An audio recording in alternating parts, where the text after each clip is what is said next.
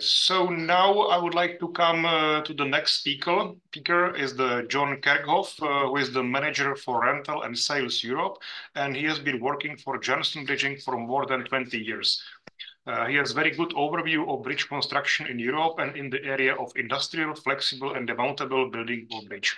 So, John, the stage is yours. You can begin with your presentation. Thank you, and I will share my slides with you.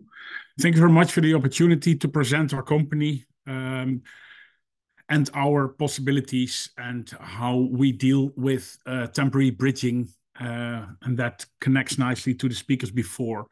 We also are asked for our services during all kind of emergency situations. But let me first introduce our company to you. We'll do a quick introduction of the company, then some examples of emergency bridging as we experience in our part of where we're doing business. Just take you through some of the challenges and solutions we bring. Janssen Bridging, established in 1972, family owned, head office in the Netherlands, already quite long in the market of temporary bridges.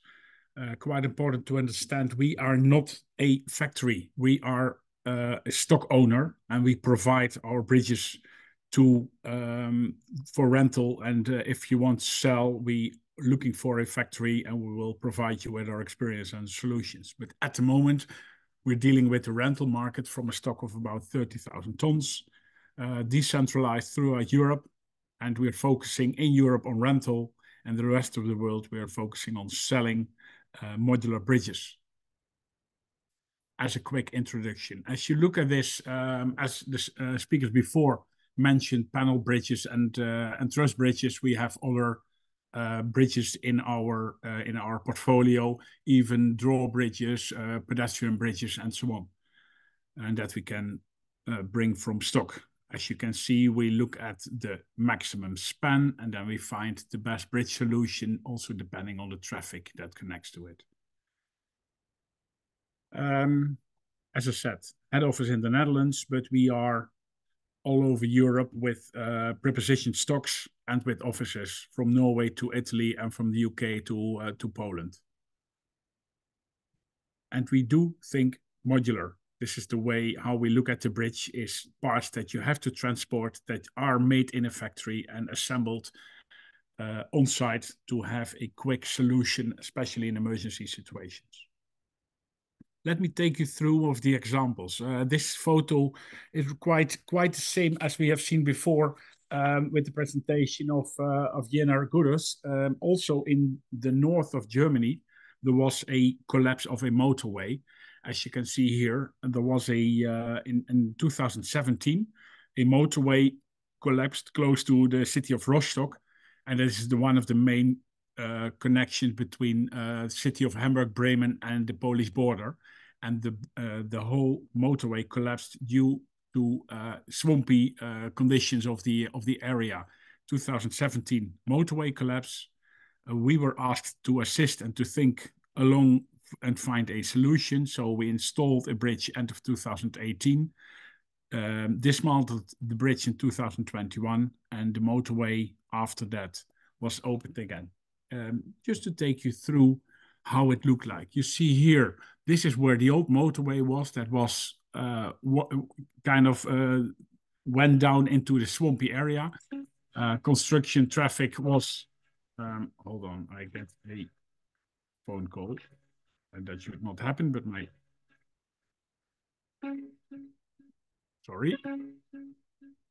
This is the okay. Here you see that the bridge was of the motorway was washed away, and we installed from stock here a motorway of 800 meters long, 7.5 meters wide, to reconnect the area again.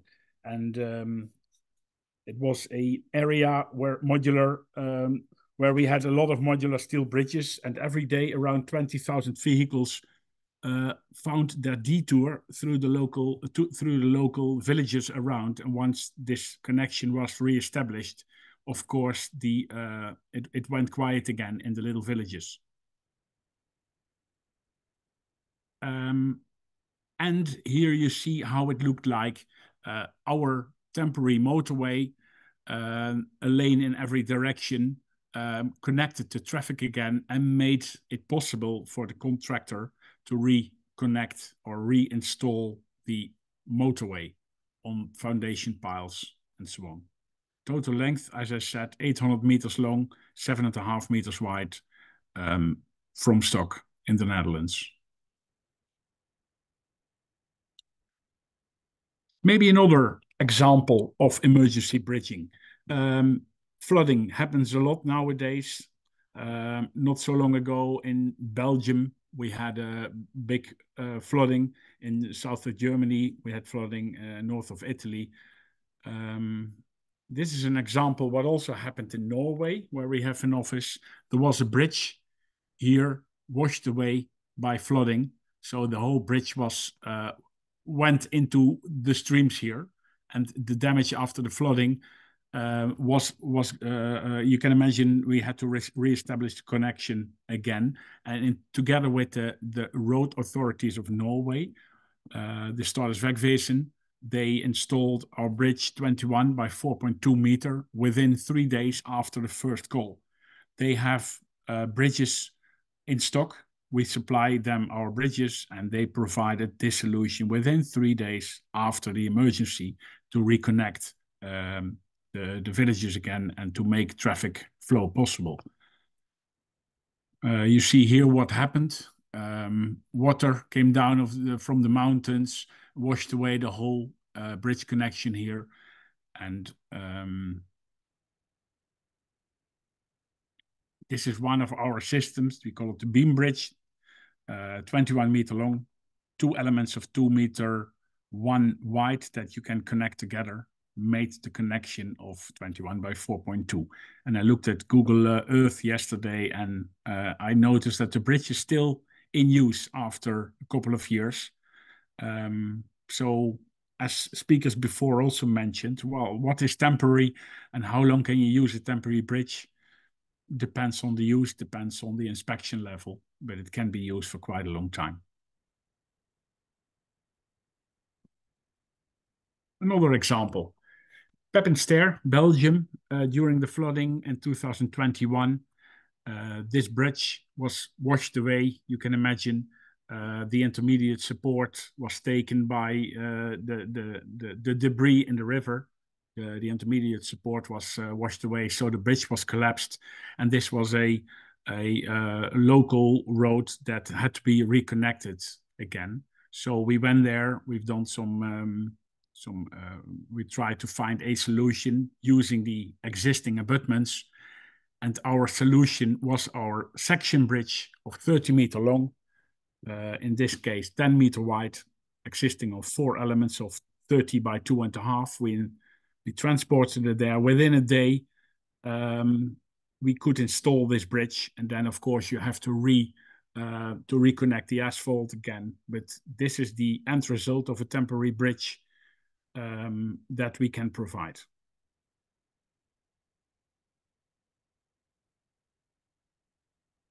Another example happened in the Netherlands, in the city of Maastricht, not so long ago.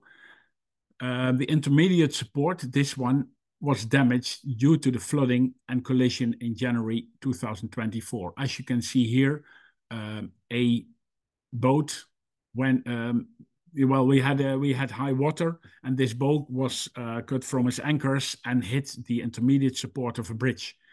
The government wanted to try and save the existing bridge deck and only try to replace the intermediate support, which is a challenge, we can all imagine. But we did bring forward this solution. The 2 intermediate supports, the one left and the one right of the damaged one, collapsed, and we put our bridge on top of the existing bridge to have to carry the bridge elements up and to make the damaged intermediate support free from loading. As you can see here, So together with Mammoet, a crane company from the Netherlands, we took the deck of the collapsed intermediate support. The boat has been removed now, and they are concentrating now on how to install this intermediate support. And our bridges here are used as temporary support construction to keep the still okay decks up until the intermediate support has been re-established. Just bringing forward a number of solutions that you can think of in case of emergency.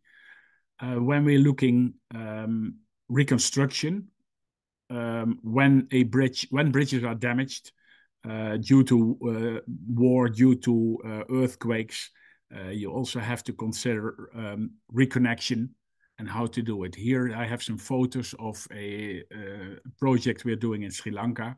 We have already delivered more than 1,000 bridges from factory, ready to transport and to install on site.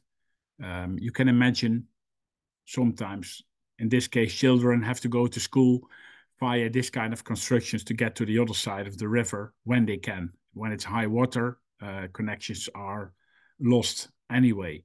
What we supply from Western Europe is this kind of steel constructions that can be transported in 20-foot and 40-foot containers that can be assembled on site. And then the local contractor provides concrete deck. And then end result is a bridge that can be used for many, many years, but that is constructed in a factory and assembled as it could have been a temporary bridge. But this is a bridge to stay for long. We've provided there bridges from shorter span 6 up to 30 meter, 1 lane, 2 lane bridge constructions. And they work together with, as mentioned before, with a concrete deck. Emergency bridging. We are also reaching out to the armies to work together. Here you see an example of a footbridge that we, as a training, installed together with the Army of Belgium. It's important that we understand from each other what we can do. The Army has to train with our systems. We have to understand what they need and what they can do, what we have to provide. In this case, we provide the engineering. We provide the bridges. They provide us with a contract to guarantee the availability. And even with them, we have in the contract is various bridge systems available in case of an emergency. So it's not only the panel bridges we have, but it could also be one of those other types that I've shown before. Here we're training with the Dutch Army. And here also we are concentrating on training together to be ready for future crises, but also to share knowledge and personnel. And again, also here we provide different bridge types. Here you see the panel bridge, but here you see one of our beam bridges be installed by craneage from the civil market, but also with the people from the Dutch Army. And I want to conclude to have given you this overview of how we deal with emergencies with some takeaways for you. It's important that you know what solutions are available in the market for you to understand what you can find available. To react quickly, you need off-the-shelf solutions. The systems that are available can span not any span and are not made for any specific length, but they are available. And once you understand what off-the-shelf solutions there are available, it's most of the time rather easy to find a solution together. Accept standard solutions. We have, as said before, standard bridge elements that can be joined together. A panel bridge, as well as a section bridge or a beam bridge. Once it fits in our standard portfolio, we can provide you with a solution, but you have to accept our standard solutions to react quickly. We have to understand each other. What are the possibilities? What are the obstacles of working together? What are our capabilities? What are your expectations? We have to reach out to each other to further understand what we want to do. And therefore, you could work out cooperation agreements in advance, as we are doing now with various armies and with contractors.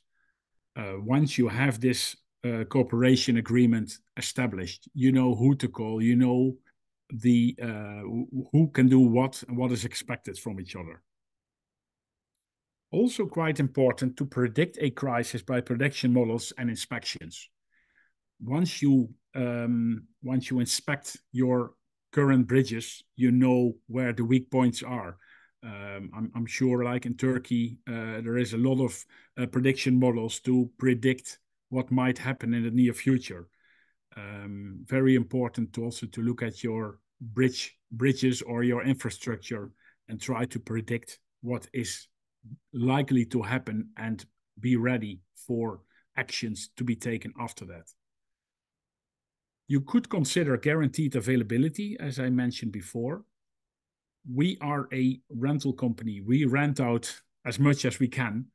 If you want to be sure of availability, we have to further understand what that means, and we have to collaborate to further take that into a possible contract or agreement.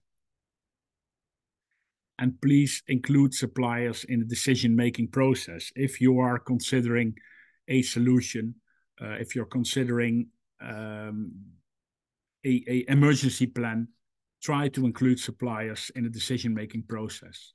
That are the takeaways or the giveaways for you to further understand how we maybe can reach out to each other. So I have heard from Pavel questions after 15:55. If you want to know more about our company, reach out to the internet and find out what else we can do. Thank you very much for the attention. Thank you very much as well.